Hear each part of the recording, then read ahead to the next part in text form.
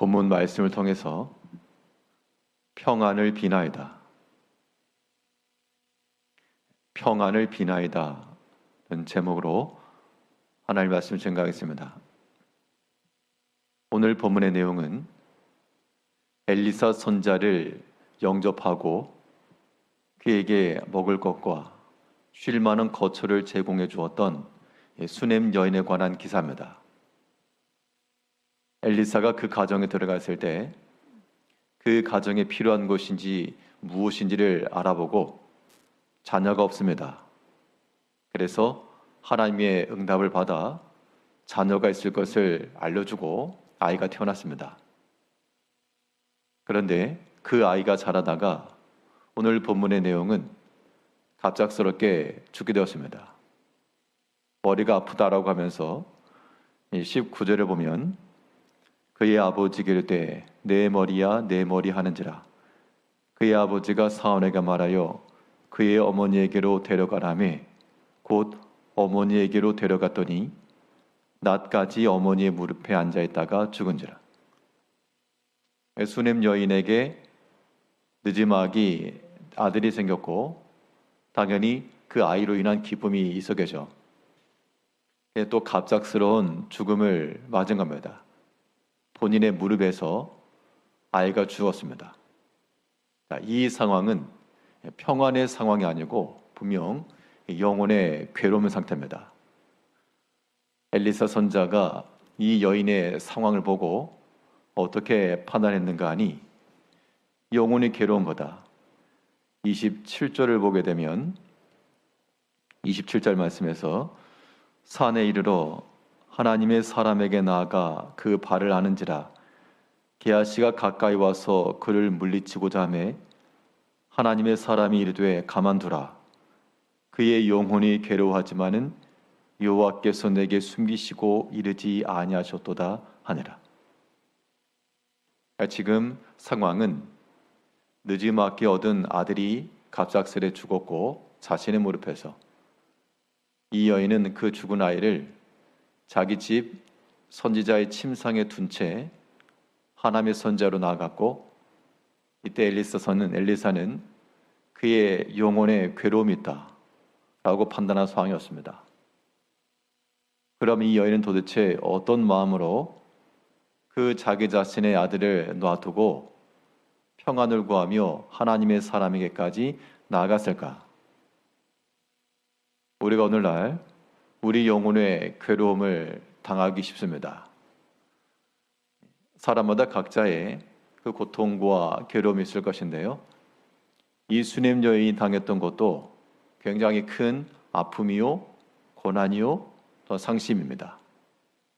일한 때 그의 이 아내가 남편에게 나귀 하나와 사원 하나를 보내주시오. 내가 하나님의 사람에게 다녀오겠습니다 했더니 그때 이 남편이 하는 말이 오늘 본문 23절에서 그 남편이 이르되 초하루도 아니요 안식일도 아니거늘 그대가 오늘 어찌하여 그에게 나아가고자 하느냐 하는지라. 이에 여인이 이르되 평안을 비나이다 하니라.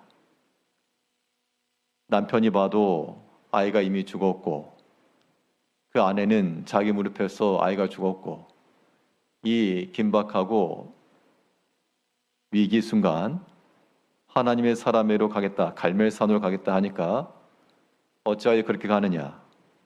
이때 이 여인의 대답은 평안을 비나이다. 평안이 있을지어다 그 이야기입니다.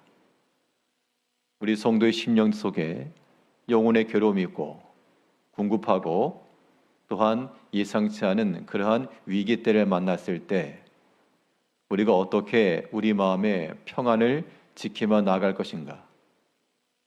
오늘 본 말씀을 통해 살펴보게 되면 이 모든 영혼의 괴로움의 때 고통만을 묵상하게 되면 이 해결책이 나오지 않으니 일단은 긍정의 방향으로 향해야 됩니다. 긍정을 향해 우리의 생각과 마음의 자세를 돌릴 때 그때 우리가 평안을 구할 수 있는 겁니다. 이 수넴 여인에게 있어서 이미 일이 벌어졌고 끝났습니다. 아이는 죽었고 그리고 이 아이는 침상에 누워놨고 그러면 보통은 21절을 보게 되면 그의 어머니가 올라가서 아들을 하나님의 사람의 침상 위에 두고 문을 닫고 나와. 이렇게 할 수 있는 부모가 많지 않죠. 지금 내 눈앞에서 숨을 거둔 아이를 놔두고 지금 나귀를 타고 하나님의 산으로 가겠다.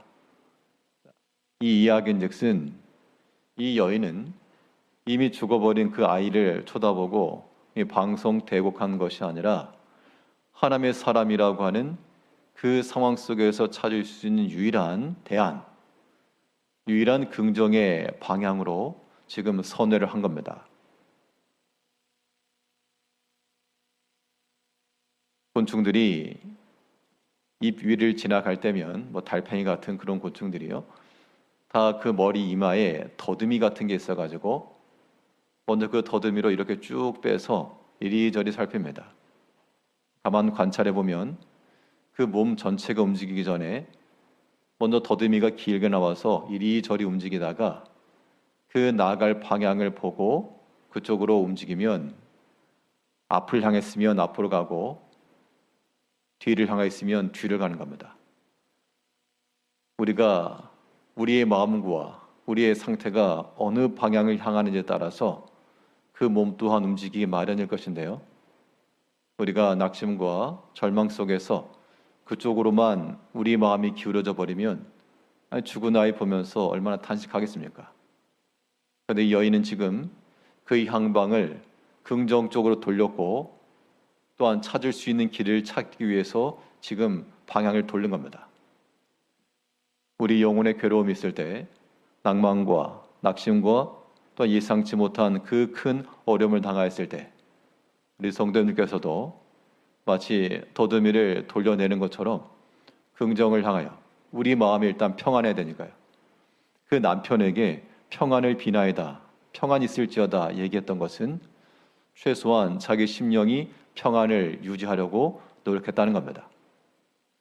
우리가 이러한 마음을 가지고 우리의 심령의 평안을 잘 지켜야 되겠고요. 자, 우리 마음이 긍정을 향했다고 해서 끝은 아니고 이제 남은 일은 주를 향하여 전력하는 겁니다. 힘써 달려가야 됩니다. 그 고통과 두려움이 따라오지 못할 때까지 더 빠른 걸음으로 달려갈 때 그때 그 생명의 길에 이룰 수가 있는 겁니다. 오늘 본문 24절에서 이에 나귀의 안장을 지우고 자기 사원에게 이르되 몰고 가라. 내가 말하지 아니하거든 나를 위하여 달려가기를 멈추지 말라 하고. 지금 수냄 여인이 보여준 것은 보통의 사람에게서 볼 수 있는 모습 아닙니다. 대부분 그 죽은 자녀 부둥켜 안고 아마 울고 있을 건데 지금 여인은 지금 정반대 방향으로 하나님의 사원에게 나가되 아이를 향해서 뒤를 돌아본 것도 아니고 내가 말하지 않거든 멈추지 말라. 아마 멈추지 않고 달려갔을 겁니다. 거리가 멀었을 것이고요. 가는 길이 평탄치 않았을 것이지만 쉬지 않고 중도하지 않고 끝까지 달려나가서 그 하나님의 사람을 만나 결과적으로 그 선자를 통하여 아이의 생명이 다시금 돌아왔습니다. 우리의 심령 가운데 이미 죽어버린 그 아이를 놓고 바라보고 있다 그러면 해결되지 못했을 일이 그 마음속에 평안을 구하며 잘 될 것이라고 하는 그런 긍정의 마음이죠. 그리고 하나님의 사람을 향하여서 힘써 달려나가 하나님께서 함께 해주시기를 간절히 구하였을 때 그때 그의 가정 가운데 상실되었던 평안과 또한 잃어버렸던 생명이 돌아왔던 것처럼 이제 우리도 이 생명의 역사에 이르기 위해서 우리가 우리 입을 열어 평안을 비나이다. 먼저 우리 마음속에 평안을 채우시고 이 평안을 또한 전하며 하나님께서 잘 되게 하실 것을 믿는 마음을 가지고 하나님과 함께 하나님 안에서 살아가시는 성도님들이 되시기를 바라겠습니다. 기도하겠습니다.